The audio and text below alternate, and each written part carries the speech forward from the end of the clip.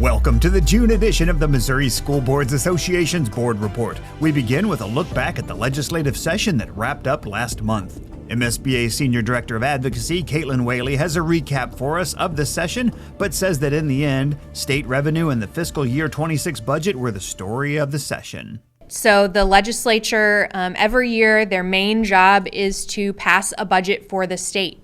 So House Bill 2002, which funds the Department of Elementary and Secondary Education, is the primary vehicle for funding for K-12 education. So a couple of those line items I want to cover are the foundation formula. So this is the basis for the state's support of education funding in the state.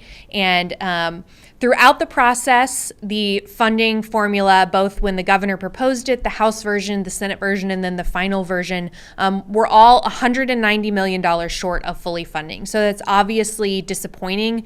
Missouri has been made it a point of pride for around the last decade to fully fund the foundation formula, which is the statutory guideline for what is needed to fully fund schools. So coming $190 million short is certainly disappointing and will have a real impact in the classroom.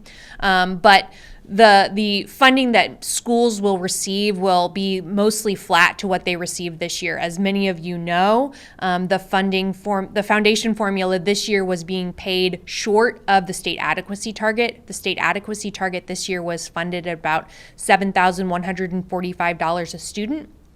But the actual paid out amount over the course of the year was around $6,900. That was due to funding through the lottery and Prop C coming in short. And so there was not enough cash to provide districts the funding they needed.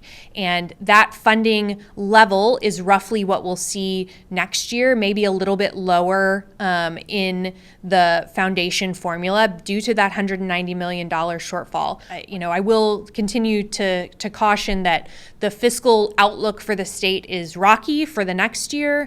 Revenues for the current fiscal year are coming in around about what was estimated, but that's still about a 2% decrease over the previous fiscal year. So, I encourage you to, pay attention to any messaging Linda Quinley puts out and, be budgeting responsibly to make sure that we have what we need to support our students in the classroom. Caitlin also has an update on the A through F rating system for schools. Another piece of legislation that didn't pass, but we're going to get the policy anyway, is A to F.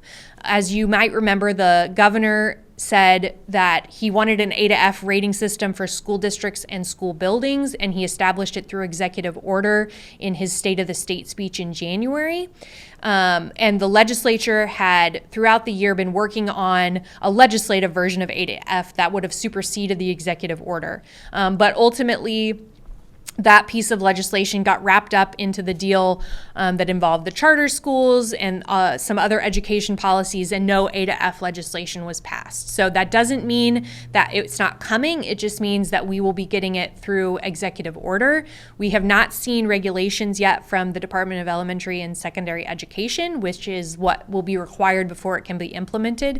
So it will not be implemented for the coming school year. It would not be ready to go until school year beginning in 2027. To see Caitlin's full summary of the session, check out the extended edition of this month's board report on the MSBA website or MSBA's YouTube channel. The extended edition also covers topics from the session such as charter expansion, moving school board elections, and much more. MSBA's legislative positions on state and federal education issues are determined by the Delegate Assembly that will be meeting this coming October. If your school board has a position statement on an issue that you would like to submit to the Advocacy Committee for consideration, you can do so this summer. The Advocacy Committee reviews those proposals and makes recommendations to the Delegate Assembly that determines MSBA's positions on issues. And make your plans now to attend the 2026 MSBA Annual Conference in cooperation with the Missouri Association of School Administrators and the Missouri Association of School Business Officials, to be held October 22nd through the 24th in Kansas City. The event will once again feature outstanding general session speakers along with a wide variety of concurrent sessions, many presented by school leaders from districts throughout the state. Registration information for the conference will be posted on the MSBA website soon. And finally, congratulations to all of the regional winners of MSBA's Future Builders Student Scholarships. And congratulations to Luke Wolf of the School of the Osage, who is also the statewide winner.